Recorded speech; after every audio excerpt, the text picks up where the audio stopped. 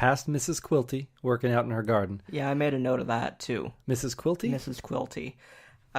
My note was, I see you, Stine. If her first name is Claire, bravo. Claire Quilty? Claire Quilty. Who's that? From Lolita.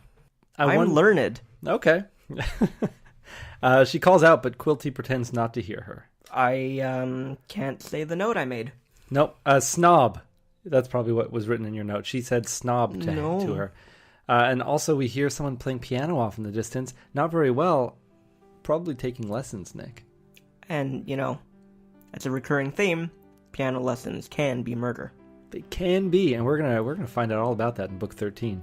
Oh god, it's coming up soon. Real soon. Probably around Christmas time. I don't know why I did that. I don't know, but any Home Alone reference is staying in. Hannah stops in town to spy on Danny and a couple of other boys. They're yelling at Mr. Chesney. He's the mailman.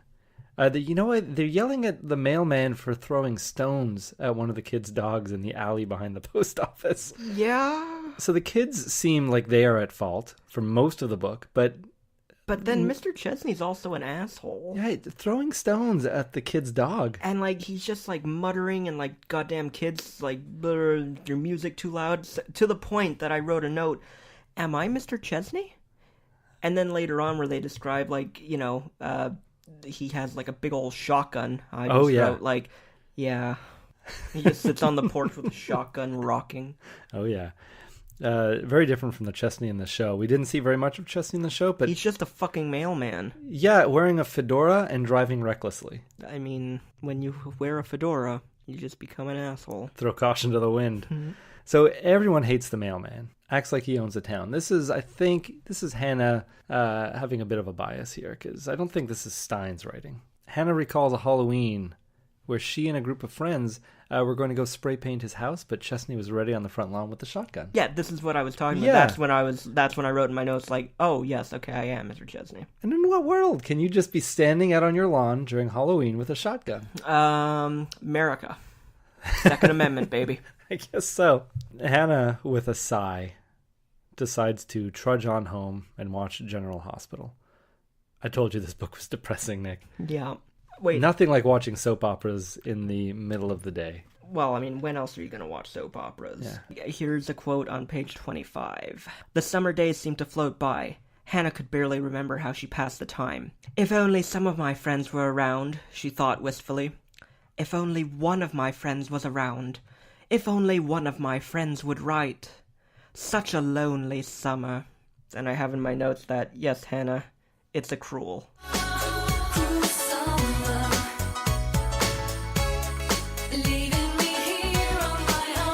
But on her way home, Nick, a dark, shadowy figure with glowing red eyes like embers steps out from behind a tree, whispering her name and motioning for her to come closer. A whisper which she describes as dry as death. Hannah's not going to be fooled by this predator. She starts biking away. And when she turns back, the figure is gone. Later that summer, it's unclear when exactly, because time is unimportant. An abstract concept in this book. An abstract concept to children, Nick. Children in the summer. Well, I wouldn't know. No, you were on a very strict calendar when you were a child. Apparently. Hannah sees Danny playing in his backyard. She hasn't seen him around for a while, so she goes up to speak to him. Hi. No, that cannot be Danny's voice. I will not allow it. No, that was Hannah. Oh, God. And Nick, for all the free time that Hannah seems to be enjoying, she could at the very least put on a clean shirt when she's talking to the only other kid in town. She's just a walking mess and a half. Yeah, yellow top stained with grape jelly. But come on, Hannah. This is not how you make friends. Have some humility. It's summer vacation. It's not welfare. She doesn't give a fuck. Well, she does, though. She does care. She thinks down to herself at some point. It's like, oh, I wish I wasn't wearing grape jelly shirts. Oh, I wish I wasn't wearing grape jelly on my shirt. But she makes the most of it. She keeps talking with him. Just keep talking. It's all about confidence, Hannah. Yeah. The two of them talk and realize that not only are they neighbors, but they are also attending the exact same school and are in the exact same grade. And yet they've never met each other? Never met. They don't even know anyone in common. Her friends don't know his friends don't know hers. I've got a note here, but I'm not allowed to say it. Yeah. I hope it's that Danny wears white Nikes because he sure wants that does. Nike money. Sweet Nike money. Nike money. Swish. Just do it. Danny gets out on a ladder and climbs onto the roof to get his ball, which got stuck in the gutter. But he falls off. Plummets, I think, head first, too, down to the ground. Head first. Hannah shuts her eyes tight, had a pretty bad feeling that something like this was going to happen. Didn't speak up. Well, she did tell him, don't go on the roof. Something bad's going to happen. But when she opens her eyes... So everything that you just said. Yeah. When she opens her eyes, though, Danny is just standing right in front of her on the ground, right as rain. As one does. Did Danny fall on purpose to try scaring her, or did he just get lucky? I mean, this is... What Hannah's thinking is like, okay, so her suspicions of him perhaps being a ghost are being a little more cemented in reality here because, I mean, he should have died. Should he have? He landed silently. I feel like he has the Rocket J Squirrel ability, where he can just go and dive head first, but then just as he hits the ground, whoop, and land on his feet. Maybe. She blocked her eyes. She couldn't see. Rocket J Squirrel is a character from the popular Rocky and Bullwinkle series. He is the eponymous Rocky. And now, here's something we hope you'll really like. Nick, I think you're missing the obvious here. It was Danny's white Nike shoes. Oh, right. It gave him a light, soundless fall. Hey, kids, try out the new Nikes. Go jump off a cliff. Hi, kids. Don't do that. With Nike, you'll always land on a cloud. Oh, my God. No, stop it. That's not the lesson that was trying to be taught here? No, it's not. Why make mention of his white Nike shoes? He wants that Nike money. We went over this. Kids going jumping off roofs with Nike shoes on. Please don't say Nike. Nike. Yep. Sorry. Yep. Back at Hannah's place later that evening, the twins are arguing over who gets to take the last bath. Nick, it looks like you have a note. I took a note here. I took a note. Is it the same note as me? Go ahead. I want to know. Why would you fight over taking on who would want to take the second bath? Are you under the same assumption as me that they are sharing that dirty bath water? Yes. I'm sure they are because they're poor. Yeah. They I mean, that's exactly what I assumed. Yeah. That they would just, like, why would you fill the bath again? Yeah, you wouldn't. Like, you make the two kids, they're 6 years old, they could take a bath together. But if they're going... okay, but do you really think that a family who can't send their eldest daughter to camp during the summer can afford to have two baths? No, that's why. They should be taking family baths. Oh, like a Norman Rockwell painting. That's not what Norman Rockwell painted. There are secret stashes of Rockwell's paintings that will never see the light of day, Nick. Norman Rockwell was an American painter. Yes, he painted calendars for retirement homes. Yeah, okay, that's what he did. But yeah, why would you want to soak in your brother's old bathwater? I know I wouldn't. I would not either. But like, they're the Dreamers. But they're fighting to go last. I want it all. You don't get any cleaner after you soak in your brother's bathwater. It's like, is one of them Ava Green? Like, I don't get it. Well, I mean, from the description of this book, they're wrestling all the time out in the grass. They're dirty boys. Ugh. Hannah decides she's going to go spy on Danny for science. So for scientific purposes, Nick. Going to go spy on a boy next door. Except that she's terrible at it, Nick, and gets caught immediately when she sneaks over to his home, peers into his window, locks eyes with him. You don't lock eyes with the person you're spying on. No, you don't. Hannah recovers from this very poorly, very poor fashion, Nick. She stammers on about nonsense. I don't even know what she's saying. She starts making stuff up about, like, monsters and stuff. Yeah? Yeah, and that's why I wrote the note. Who is she, Lucy fucking Dark? She also had no friends in a town that was abandoned. And then she just ran away. And not very far. She could only run next door to her home. She's so embarrassed. And I actually put a little sad face emoticon. Because I felt... Summertime sadness face? I felt so bad for her. I don't know why. I'd never felt this way about Lucy. Or the terrible sisters in Night of the Living Dummy. Oh yeah, Amanda and what's her face? Lindy, yeah. Yeah, I never felt that way about those ones. But this girl, Hannah, I'm feeling real sad for her right now. She's lonely. Only 3 weeks, okay. Yeah, she's lonely. She's just trying to make a friend, and she's just doesn't have very much experience doing it. Just like the Frankenstein monster walking around. Yeah, but friend, good. I picture her to be a little more charming than that. So she goes home and just cries herself to sleep, I'm sure.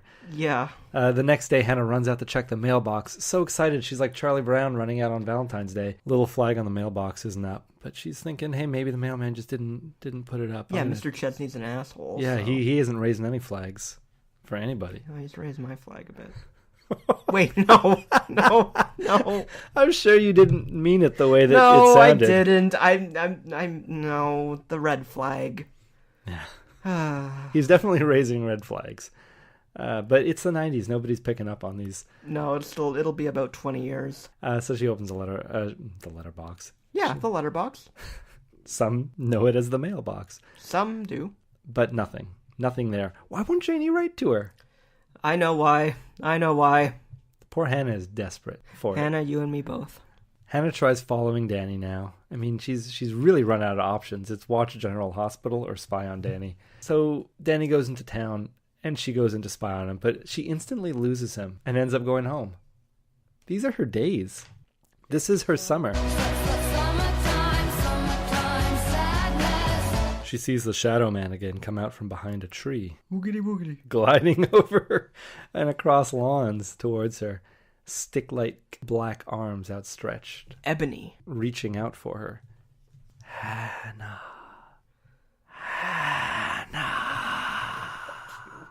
Hannah falls from her bike and a shadow moves in on her. Everything's getting dark. Lucy dark. Dark falls. The whispers, Nick, they're growing more aggressive until she finally looks up and, it's only Danny. Oh, okay. Shadow Man is gone. Danny has replaced him. Hello, Danny. Yeah, he had actually seen her fall from across the street, came running over.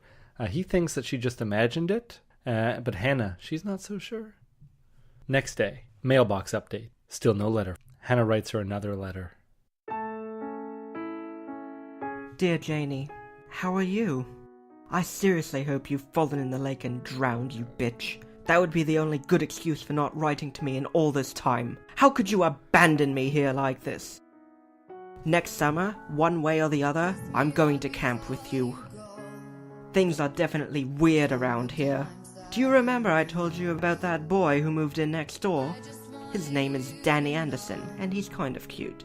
He has red hair and freckles and serious brown eyes. Well, don't laugh, Janie, but I think Danny is a ghost. Dancing in the dark in the pale moonlight. I can hear you laughing, but I don't care. By the time you get back to Greenwood Falls, I'm going to have proof, goddammit. I'm feeling alive. Please, don't tell the other girls in your bunk that your best friend is totally freaked until you read the rest of this. Here's my evidence so far. Point number 1. Danny and his family suddenly appeared in the house next door. I didn't see them move in, even though I've been home every day. Neither did my parents. Summertime sadness. Point number 2. Danny says he goes to Maple Avenue, and he says he's going into 8th grade, just like us. But how come we've never seen him? He hangs out with 2 guys I've never seen before, and he didn't know any of my friends. Point number 3. Sometimes he vanishes. Poof! Just like that. I'm feeling electric tonight. Don't laugh. And once he fell off the roof and landed on his feet without making a sound, Janie. I'm bloody serious. Point the 4th. Yesterday, I was being chased by a scary shadow. Yes, that's right, a scary shadow, fuck off. And I fell off my bike. And when I looked up, the shadow was gone. And Danny was standing in his place. And, this is starting to sound really crazy. I wish you were here so I could explain it better. It all sounds so dumb in a letter. Like I'm really messed up or something.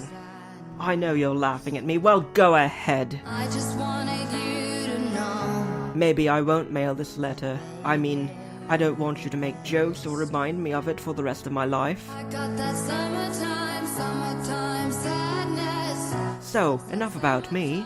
How's it going out there in the woods?